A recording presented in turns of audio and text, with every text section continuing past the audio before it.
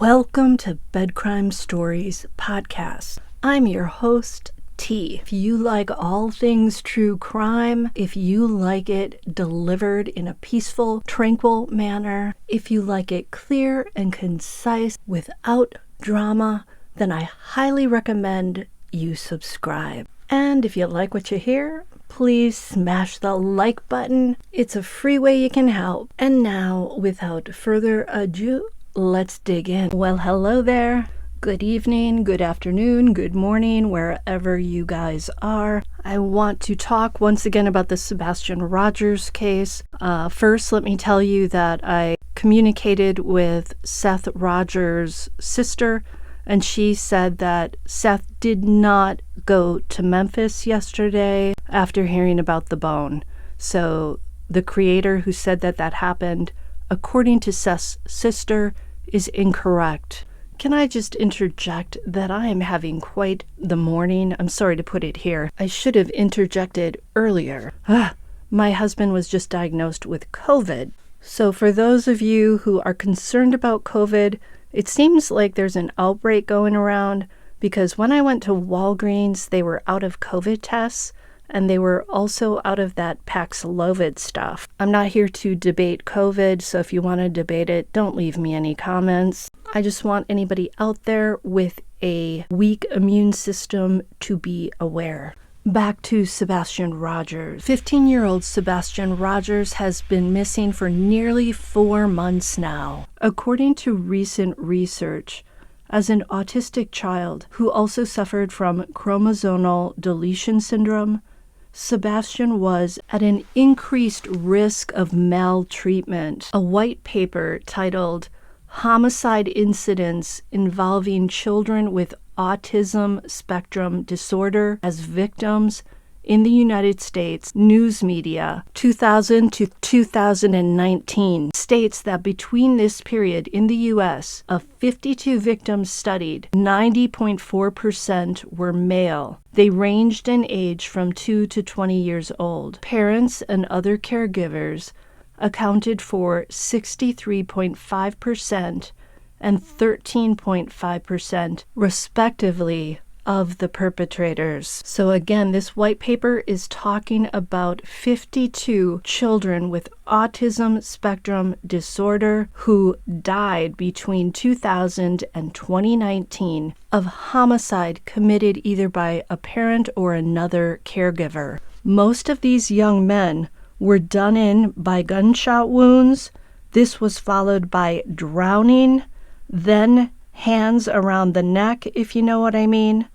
The most often cited contributing factor was, quote, overwhelming stress from caring for the autistic child. What this highlights to me is, one, just how stressful it can be to raise some kids who are on the spectrum, and two, that parents and caregivers likely could benefit from more supportive services. Again, Sebastian was autistic, high-functioning autistic, but he was also dealing with special needs as a result of his chromosomal deletion syndrome. We know he was having incontinence issues. This comes from both his father, Seth Rogers, and from his mother, Katie Proudfoot, and her husband, Chris Proudfoot. This likely created additional stress, particularly in the Proudfoot home. Sebastian's father, Seth, has said that his son did not suffer from incontinence when staying at his house. Knowing there's evidence to support parents and caregivers of autistic children being pushed to the limit by overwhelming stress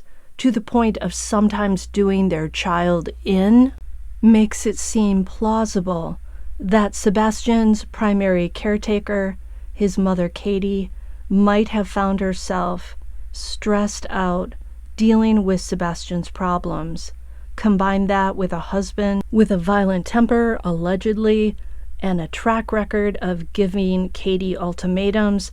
Remember, he said it's either me or the cats, and this may very well be the reason for Sebastian's disappearance. The Proudfoots were dealing with a lot of stress already, simply by virtue of the 2 Child Protective Services, or CPS reports, along with Chris's custody issues over his daughter with wife number 4, Nina Gomez, factor in a hormonal 15-year-old who has incontinence issues and is prone at times to temper tantrums and is dealing with the psychological impact of being SA'd at age 8, and Katie likely felt the mother load of all that stress. There were rumors that Chris may have said to a friend that he was planning to leave Katie, allegedly.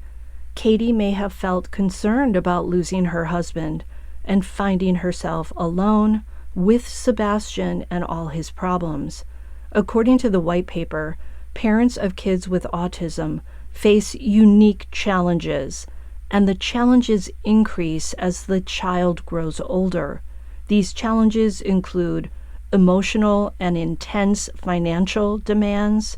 The white paper says, quote, "In previous studies, the most common sources of stress expressed by parents include uncontrollable child behavior and development uncertainty in the etiology of autism, financial costs, family relationships, uncertainty with the future, and accessing autism-related services," end quote. Seth Rogers has said that it was a possibility that Sebastion would need lifelong care. I think Katie was under more stress than we even imagined.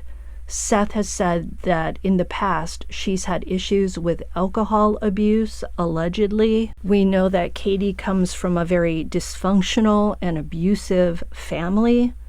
We are not dealing with perfect conditions here. Far from it.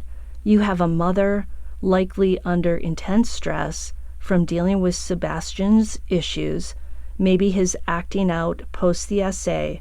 You have a stepfather stressed out and hyper-focused on his own child custody issues, and by all accounts, unhappy with Sebastion's incontinence problem. According to the same white paper, research indicates that individuals with autism spectrum disorder are more likely to have parents with pre-existing psychiatric disorders such as schizophrenia, social phobia, and personality disorders, which may further contribute to the challenges. One factor for parents to have resilience and to be able to deal well with this intense stress is having family members cooperating with each other for the child's well-being. I don't think Katie was getting that cooperation from her ex-husband, Seth, or from her current husband, Chris Proudfoot. Was Katie ever well-equipped to deal with being the primary parent to a child like Sebastion with special needs? I'm thinking probably not. As the parent caring for Sebastion when he vanished, Katie is the number one suspect in his disappearance. She's been widely criticized for having lost her child, basically, for not showing much emotion as time went on. I'm not in any way excusing her if she is responsible for whatever happened to make Sebastion go poof, but what I am under all the stress, the pressure, and the problems. I'm a strong believer in Occam's razor, which says that the simplest explanation is likely the correct one.